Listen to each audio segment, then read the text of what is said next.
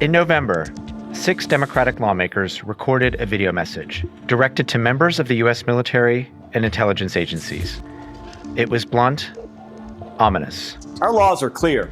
You can refuse illegal orders. You can refuse illegal orders. You must refuse illegal orders. For months, the Trump administration had been ordering strikes on boats off the coast of Venezuela and Colombia, which many Democrats and legal experts say are illegal. Since returning to office, Trump has successfully expanded his power over his own party, the courts, and the American people. Now, like many autocrats around the world, he's trying to exert control over the military too. We should use some of these dangerous cities as training grounds for our military, National Guard, but military. So could Trump follow in the footsteps of other strongmen around the world and use the military against his own people? I'm Justin Bergman, International Affairs Editor at The Conversation in Australia, and this is The Making of an Autocrat, Episode 6, Co-opt the Military.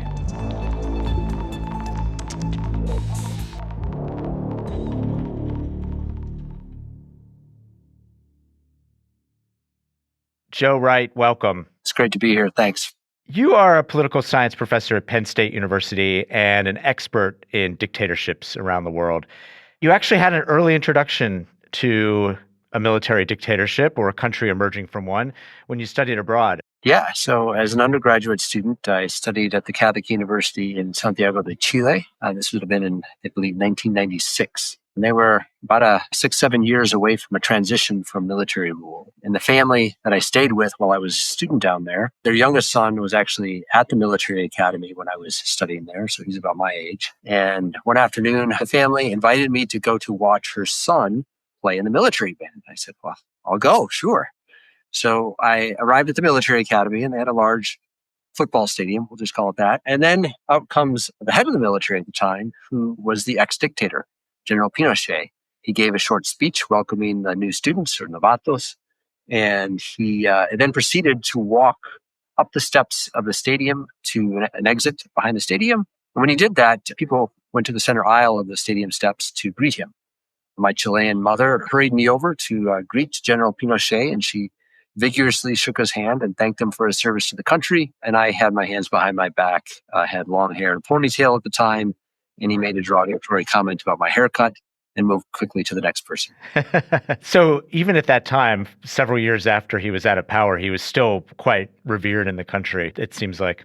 By some, yes. It's a very politically polarized country, in part because many had supported the military dictatorship and the coup in 1973, but many had not. And many people in that country were victims of military repression, torture, jailing, assault from the military government, much of it illegal. So this is not something people in Western liberal democracies think that much about. We don't often think about the military as a threat. How do militaries typically operate in democratic countries like the US or Australia or Canada that's different from the Chilean experience? You know, Western liberal democracies have experienced decades, over 80 years probably, of domestic peace and economic prosperity, in part because the military is just not a threat to the elected civilian governments or to the citizens of the countries they protect. This means, first and foremost, that the military is apolitical. It doesn't have an allegiance to a particular ethnic group or sectarian group, no allegiance to a particular ruler or political party or political faction.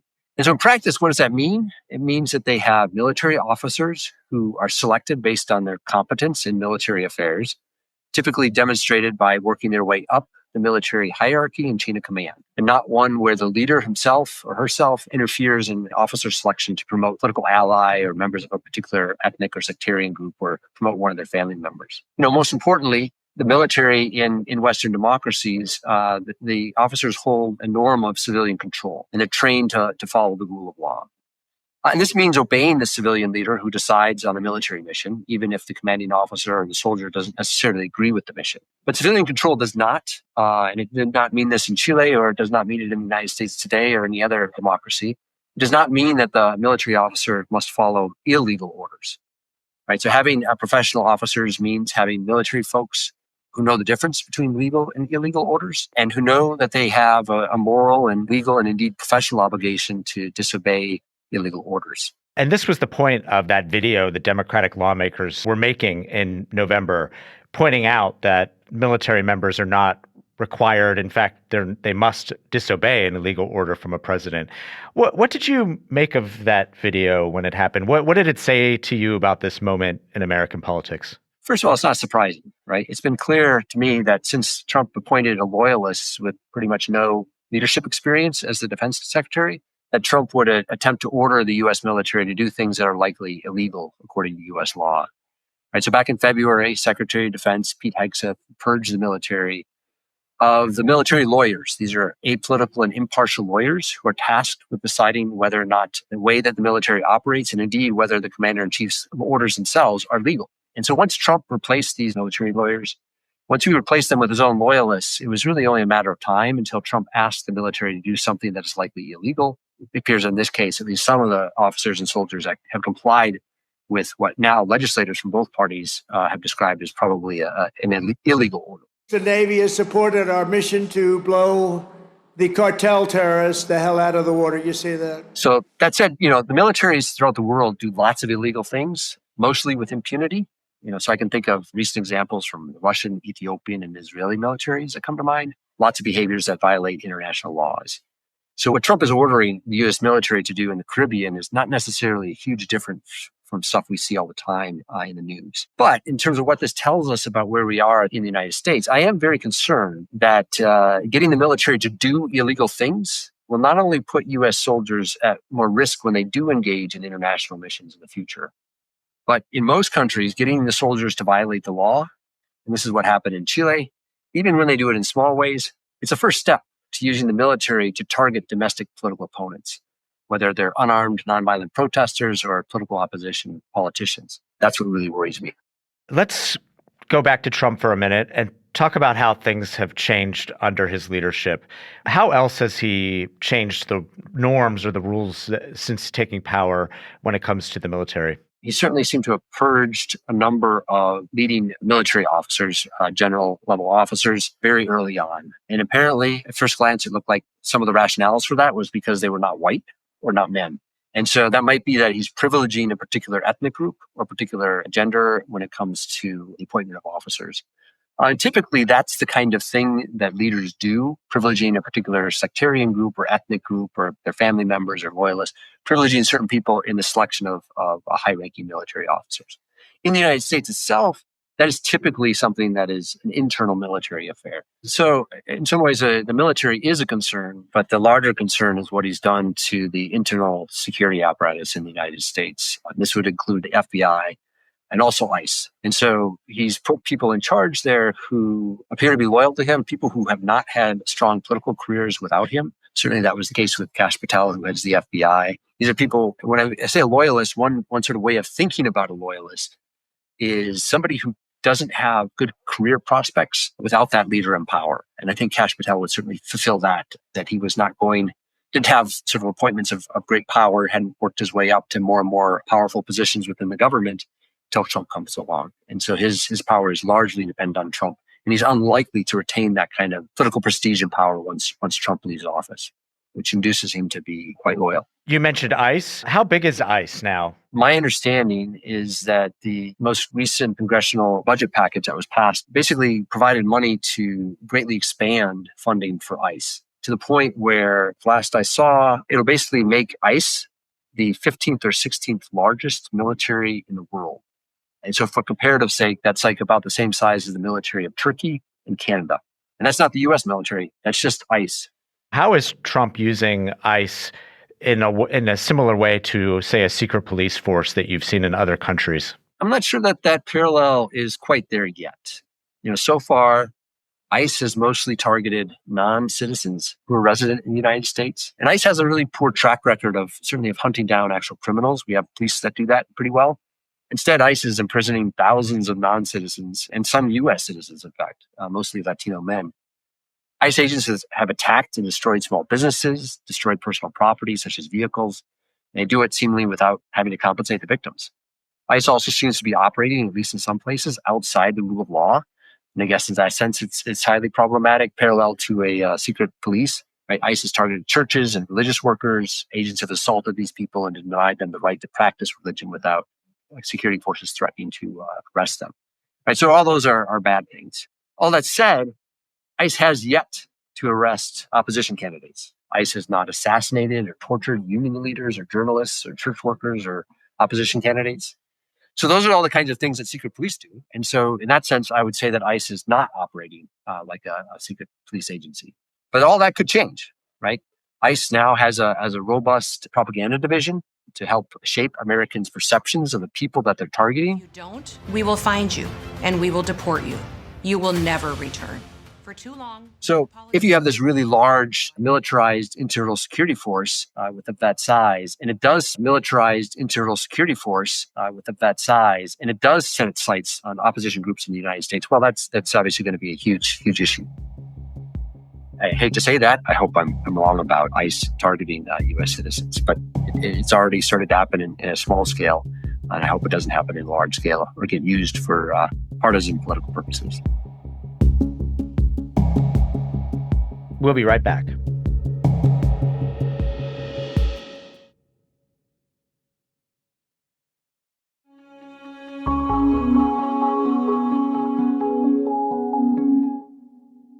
Joe, in most dictatorships, it takes many, many years for a leader to gain complete control over the security forces.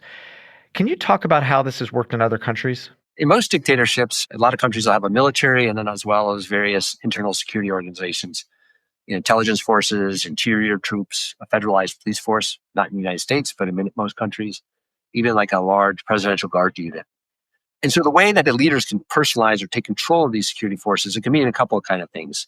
One way of doing that, which is really a legacy of Leninist systems, such as the Soviet Union or in China with the Chinese Communist Party rule, is that the ruling party creates what we call a commissar system, in which they have political officers who are beholden to the ruling party, so they get promoted from within the party and not within the military.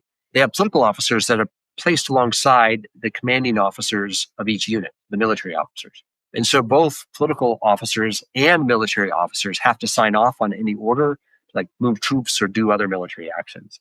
And so that's a system of sort of very strong political control over the military that keeps the military subservient to the ruling party. But that's mostly something that happens in countries with a Leninist legacy, in China or Laos, Vietnam today. But in many other scenarios, the leader, not necessarily the ruling party, but actually the leader, is able to gain control over the security apparatus. Right? One method to do that is to create a new security organization, or to take an existing one that's relatively small and expand it, expand both the size of it and to change its core mission and use it to do something else. And so a good example of this is anti-terrorism units have been basically blown up in a place like Uganda. The son of the president was put in charge, and then it was moved from going after international terrorists to going after the domestic political opposition. The second method is to take what you have and then put these loyalists in charge. So a great example of doing both of these at the same time is in Syria. Hafez al-Assad did this starting in the 1970s and the 1980s. He took a division of the army and gave it more weapons, paid its troops better than other units in the military, gave it more training, selected only people from his sectarian group into that military unit. And then, of course, he put his brother in charge of that unit. And this is the military group in Syria that would become essential for carrying out the president's orders to kill his own citizens, to kill the Syrians he didn't like. And one reason for this loyalty, and specifically in Syria, was that it makes it harder for the military to remove a leader from power who is trending toward being an autocrat or is already there, a dictator. Yeah, so there are sort of two ways that you're going to remove a leader from power. One is violently, and the main way that happens is through a military coup. And so if you have a division of the military that is very loyal to you, it makes it much less likely that other members of the military are going to have a coup. And if people know that in the military, then they're not going to attempt a coup in the first place or even try to plot one. And that's actually the rationale for why Assad set up his security apparatus in Syria that way. He basically didn't have many coup attempts because he had restructured the way the security apparatus operated. The other way is through either elections, or if elections don't work because they're rigged in favor of the incumbent, then through nonviolent protest, unarmed nonviolent protest campaigns. And this is ultimately what brought down the Chilean military regime. It's ultimately what brought down Serbian dictator in the late 1990s. And so this is actually quite a common way to get rid of leaders who won't leave from the ballot box when they lose, is nonviolent protest. And having a personalized military is super important from a leader's perspective because those people are going to be more likely to shoot the protesters, to follow that illegal order, that immoral order, to shoot the very citizens who, while in the opposition to the leader, are nonetheless the citizens of that country. And so in most countries, soldiers and people, military officers, they get into the business of doing the military because they want to defend the citizens of their country, not kill them. But when you've done years or decades of personalizing the military, you create groups within the security apparatus who are willing to kill their fellow citizens precisely because they think either those fellow citizens are going to try to get them, or if the leader gives up power, that security unit is going to lose all of its privileges. If you have a group of people with the guns who think that everything in their lives is going to fall apart and they might be attacked by armed groups from the opposition, if they believe that's going to happen, then they're going to want to defend the leader in power, even if they don't like that leader. They'll just be scared. And when they do that, then they're going to shoot the protesters if they think what comes next could be worse for them. And look, the U.S. has this long tradition of an apolitical military. So throwing it forward, where do you see this all going under Trump? Do you see a situation where there's a showdown between a military commander or soldiers who do say, I'm going to refuse an order? So I think a lot is going to depend upon how Trump and the people in his orbit think about the end game. Do they think that if they were to leave power peacefully, should they lose an election? Do they think that their assets that they've gained while in the presidency will be preserved? Do they think that it'll all go away? Does Trump think that he will have immunity? I mean, the Supreme Court gave him immunity. And the logic of that from the Supreme Court's perspective is precisely to help induce him to leave office peacefully. But if he doesn't believe that and his backup is up against the wall, would he give an illegal order to the military to shoot American citizens? And I would hope, and I have strong belief, that there is not a single member of the U.S. military, up and down the U.S. military, from the lowest ranking soldiers and recruits to the highest ranking officers. I would dearly hope that not a single American soldier or officer would follow an order to shoot American citizens. Joe, thanks for talking with us. We really appreciate it. Thanks for having me. You can read more from Joe Wright at The Conversation. This episode was produced by Isabella Podwinski, sound designed by Michelle Macklem. Our head of audio is Gemma Ware, and our head of editorial innovation is Ashlyn McGee. Misha Ketchel is the editor of The Conversation Australia, and Stephen Kahn is the editor-in-chief of The Conversation UK. The Conversation is a not-for-profit media organization. You can sign up to our free daily newsletter by clicking the link in our show notes. You can also listen to more of our shows wherever you get your podcasts.